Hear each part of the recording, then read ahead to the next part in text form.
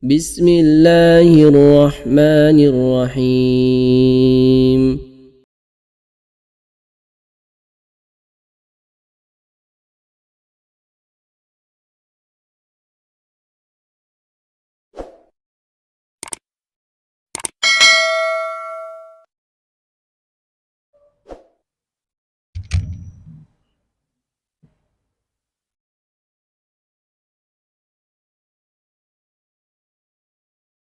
Assalamualaikum warahmatullahi wabarakatuh.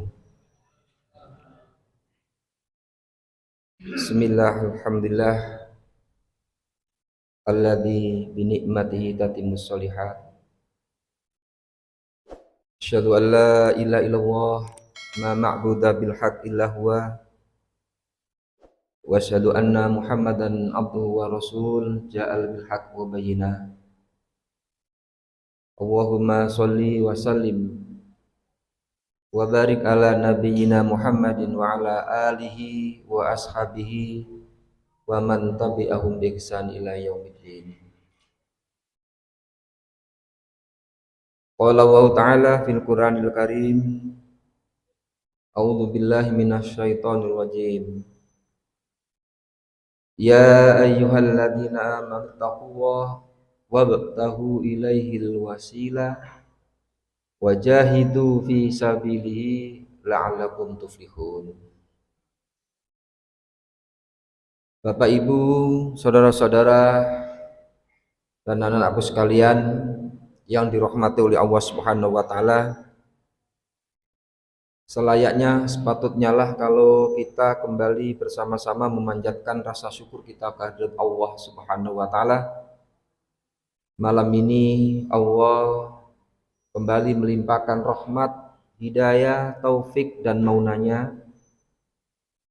Tamanya Allah Subhanahu wa taala mengkokohkan iman kita, meningkatkan takwa kita, menjaga kesehatan kita, dan memberi kesempatan kembali hadir di Masjid As-Sakinah ini untuk memenuhi undangan Allah Subhanahu wa taala, seruan Allah Subhanahu wa taala ketika muadzin mengumandangkan kalimat adzannya. Di dalam kalimat tersebut ada kalimat hayya 'alas shalah, hayya 'alal falah. Mari kita sholat, mari kita menuju suatu kemenangan. Sehingga di sini bisa disimpulkan, mustahil kita akan meraih kemenangan dalam hidup ini kalau kita tidak menegakkan sholat. Maka sholat ilah sebagai kunci awal. Sehingga Rasulullah SAW menyampaikan awwalu ma yuhasabu bil abdi yaumal qiyamati as-sholah.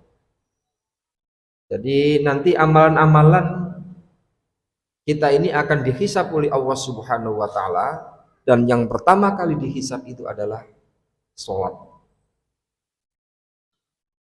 Maka pentingnya kita ini memperhatikan sholat, dan kita bersyukur kepada Allah Subhanahu wa taala, kita juga dipertemukan kembali dan sudah di hari yang ke-19 kita lewati dan mau ke hari 20 insya Allah ya, di bulan Ramadan. Sehingga menjadi penguat dan penyempurna menuju ketakwaan kita melalui perintahnya Allah, yakni puasa. Sebagaimana ayat yang sudah kita pahami, bahkan sudah kita amalkan, kita perjuangkan untuk menyempurnakan ibadahnya. Ya ayyuhalladzina amanu kutiba alaikumusiyam kama kutiba alladzina min qablikum la'allakum tattaqun. Salat kita tunaikan dalam rangka untuk meraih takwa. Puasa kita laksanakan dan memiliki derajat yang sama asal kewajibannya, yakni sama-sama wajibnya, itu pun dalam rangka untuk mengantarkan kita ini menjadi hamba yang bertakwa. Kenapa? Karena kemuliaan manusia itu ada pada ketakwaannya. Inna akramakum indallahi atqakum. Sesungguhnya kemuliaan kalian itu ada pada ketakwaan kalian. Maka takwa inilah yang menjadi bekal kita dalam hidup ini. Takwa inilah yang menjadi bekal dalam kehidupan kita ini. Lebih-lebih dalam bulan Ramadan, karena Ramadan adalah madrasatul hayah. Sekolah kehidupan. Kalau kita ingin tahu hidup kita yang maksimal, hidup kita yang menuju suatu kesempurnaan, kalau kita ingin mengetahui kehidupan kita ini betul-betul kehidupan yang menggambarkan ketundukan, kepatuhan, kepasrahan kepada Allah, ya ada dalam bulan Ramadan.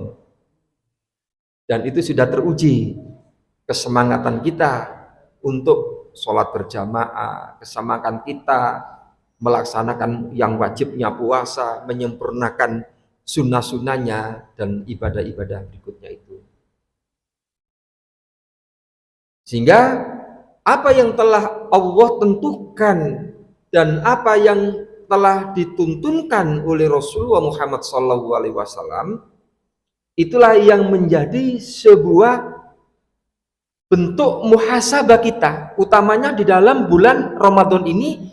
19 hari yang sudah kita lewati, kita ada dalam malam yang ke-20, sebagaimana kita ketahui, di 10 malam yang terakhir, itulah penentu sejauh mana capaian ketakwaan kita ketika Allah memberi kesempatan kembali di dalam bulan Ramadan ini dengan mewajibkannya kepada hambanya yang menyatakan iman, yakni puasa, dan menaikkan sunnah-sunnahnya. Di antara sunnah yang utama adalah sebagaimana sabda Rasulullah, man qoma ramadhana imanan wahtisaban ghufira lahu ma taqaddama min dzambihi. Hadis ini menjelaskan bahwa ada amalan yang utama dalam bulan Ramadan di malam hari ketika siangnya berpuasa, yakni menunaikan sholat atau qiyam Ramadan. Yang dimaksud qiyam Ramadan ini adalah sholat tarawih. Ini kemudian perlu kita perhatikan mana amalan-amalan yang dimana Allah firmankan Ramadan adalah bulan yang diagungkan oleh Allah. Ramadan adalah bulan yang dimuliakan oleh Allah, Ramadan yang diagungkan oleh Allah. Di mana keagungannya itu? Keagungannya dalam bulan Ramadan, bahwa di dalam bulan Ramadan, bulan itulah, disitulah Allah menurunkan Al-Quran. Inna anzalnahu fi lailatul qadar. Sungguh kami menurunkan Al-Quran itu ada pada bulan Ramadan, dan di dalam bulan Ramadan itulah bulan yang dimuliakan, diagungkan adalah Lailatul Qadar. Memahami Lailatul Qadar, jumhur ulama, baik mufassirin maupun muhaddisin, itu adalah di 10 hari yang terakhir, baik di siangnya maupun di malamnya. Utamanya di malam-malam harinya, menyempurnakan ibadah siangnya ya wajib, yakni puasanya. Apa di malam harinya itu? Kita sholat tarawih, kita baca Al-Quran, kita zikir, kita doa, kita memahami, menghayati itu Al-Quran dan ibadah-ibadah yang lain. Itulah kemudian di ayat lain Allah firmankan, ya ayyuhalladzina amanu taqullah wabtahu ilahil wasilah wajahidu fi sabilihi la'allakum tuflihun. Wahai orang beriman, raih derajat lebih tinggi lagi setelah kau diberi oleh Allah iman. Apa kemuliaan manusia setelah iman lebih tinggi dari iman? Yakni takwa. Dalam rangka untuk meraih takwa itu wabtahu ilail wasilah. Cari wasilah, cari perantara, cari ibadah-ibadah yang mengantarkan kalian itu meraih ketakwaan itu. Dengan puasanya, dengan sholat tarawihnya, dengan baca Qur'annya, dengan sodakonya, dengan infaknya, dengan ibadah-ibadah yang sudah dicontohkan oleh Rasulullah, termasuk meningkatkan 10 hari, meningkatkan ibadah-ibadahnya di 10 hari yang terakhir. Wabtaghi ilal wasilah, jadikan itu sebagai wasilah. Karena kita tidak tahu sebab apa nanti Allah itu memberikan barokahnya. Karena inna anzalnahu fi lailatul mubarak. Lailatul Qadar itulah malam yang diturunkan Allah, malam yang penuh berkah. Di dalam ayat lain dijelaskan khairum min alfi syahrin. Barokahnya itu, nilai tambahnya itu, kan mubarak diberkahi, barokah itu pengertian sebenarnya adalah ziyadatul khair, bertambahnya nilai kebaikan. Di hari-hari yang biasa, di amalan-amalan yang pada waktu biasanya, Allah melipatkan satu kebaikan itu bi asr amsaliyah, 10 kali perumpamaan kebaikan yang kita lakukan ila sabi mi'atin, sampai 700 kali. Sampai 700 kali. Tetapi ketika wasilah ibadah yang kita lakukan di saat itu, kita tidak tahu sebab apakah yang wajibkah, yang sunnahkah, di saat itu Allah ridho dengan apa yang kita laksanakan. Maka dasarilah amalan-amalan itu dengan imanan wahtisaban. Itulah kunci ridhonya Allah.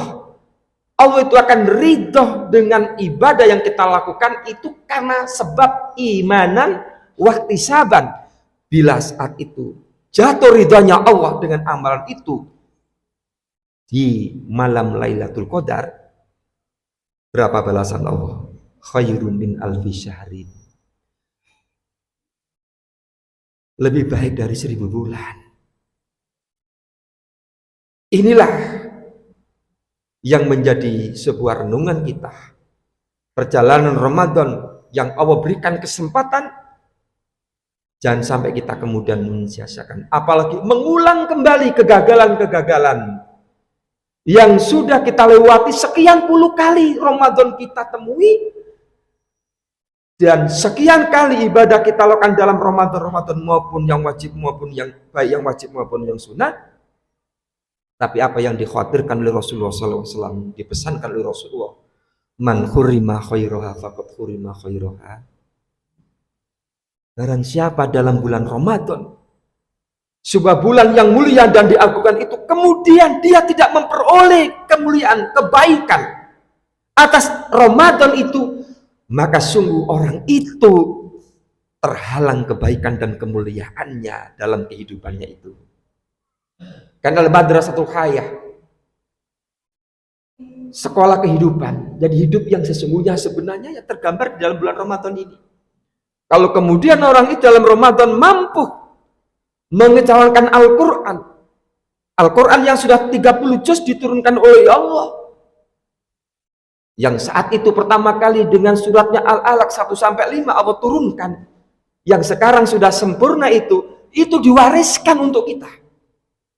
Tsumma awrasnal kitab, kemudian kami mewariskan itu Alkitab dalam surat Al-Fatir ayat yang ke-32, alladzina astafaina min ibadina.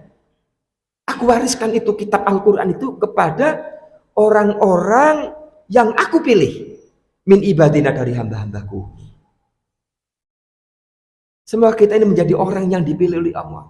Di mana variabel atau indikator orang itu pilihan Allah? Pertama, iman. Itu modal awal.